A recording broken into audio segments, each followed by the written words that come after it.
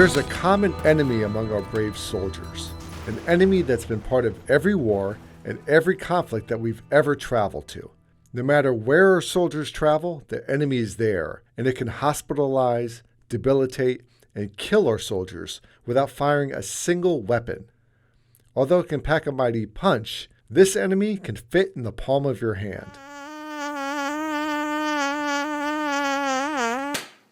The enemy I'm talking about here are arthropods, mainly ticks and mosquitoes. They can carry viruses and diseases that can cause illness in our soldiers. Illness plays a huge role when it comes to military readiness. Simply put, if you're not feeling well due to illness, you may not be physically or mentally fit for combat. When you look at the history of all our military conflicts, the outcome has primarily been determined by non-battle combat injuries and deaths, things that are mostly associated with disease, and quite often it's arthropod-borne illnesses that are having an impact, especially when you do operations in areas where you don't have adequate mosquito and other insect control measures.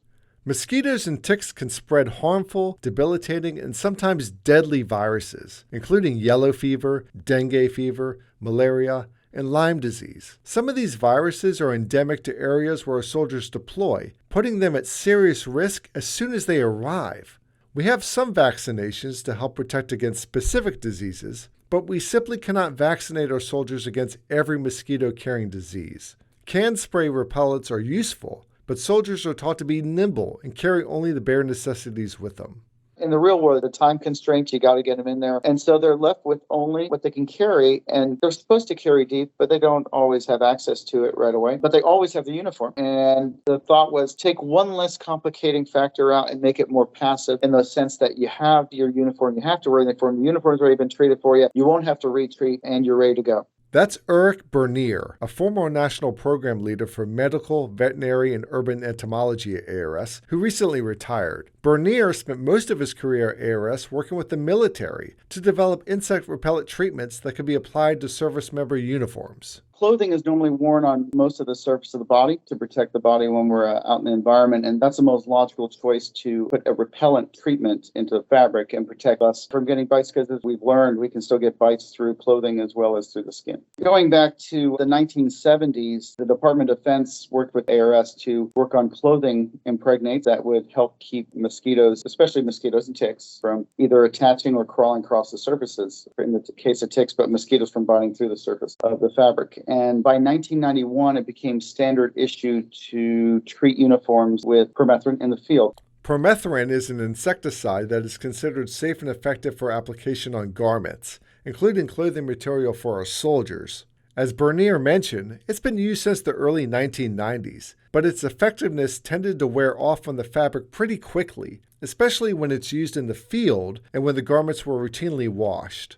In the 2000s, the Marine Corps started exploring alternative fabric treatments that are at least done in the factory level. So you produce a uniform with the treatment on it. That kind of got pushed a little bit more forward. In 2003, there was a mission to Monrovia, Liberia, to protect an airstrip out there, and Marines were deployed. I think there were 225 military personnel. 84, I believe, were medevaced out because of malaria. They were sent into a situation and not realizing that it was heavy malaria incidents in that area. It's endemic, not protected well, concerned not only the safety of the soldiers, but the mission was scrapped.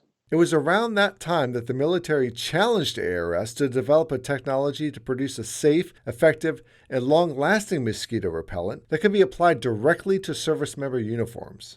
We accepted the challenge, went back through historically how the testing had been done, and discovered that there was a better way to come up with a way to evaluate these uniforms to make sure that we were assisting the Department of Defense and the treaters and manufacturers of garments coming out the best, most protective uniform they could have.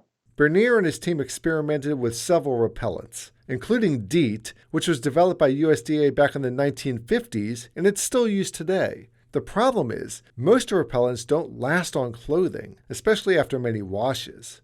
Over time, their efficacy goes down. There was a need to look at an alternative treatment that might last longer, as well as if you can find something that's even safer for human use. That's another objective. And the third one is we are seeing increasing insecticide resistance in every facet of insect control. Safe, effective, and long-lasting was the trifecta Bernier was searching for, and he found it in etofenprox, a synthetic pyrethroid-like substance similar to permethrin. Etofenprox is typically used for outdoor and indoor foggers, for treating cracks in foundations to repel bugs, and as a spot-on pest treatment for cats and dogs. You were overcoming one problem there. Its toxicological profile was better than permethrin. So you could safely have a greater dosage come in contact with human skin or other exposure, and you would end up with lower risk of any outcomes that are negative. What we found was that the Etofenprox had a lower solubility in water. So when you washed Etofenprox treated fabrics, the Etofenprox stayed in the fabric more so than permethrin did. So that lower solubility helped. Bernier also found that applying Etofenprox at a lower concentration compared to permethrin would still give you better, long-lasting protection. They tested the uniforms through 75 wash cycles, which typically exceeds the lifetime expectation of a field uniform. What they found was the protection level above 95% after the 75 wash cycles. Which is amazing because if you look at some of the other uniforms that were in use, like for the Army, the ACU has been the best, close to 100% protection through 50 wash cycles, but that's mainly because of the tightness of the uniform weave. When you have fabrics that are really tight, there's a lower probability of mosquitoes puncturing through the interstitial space between those fibers. So when we came out with the results, clearly that was the superior product.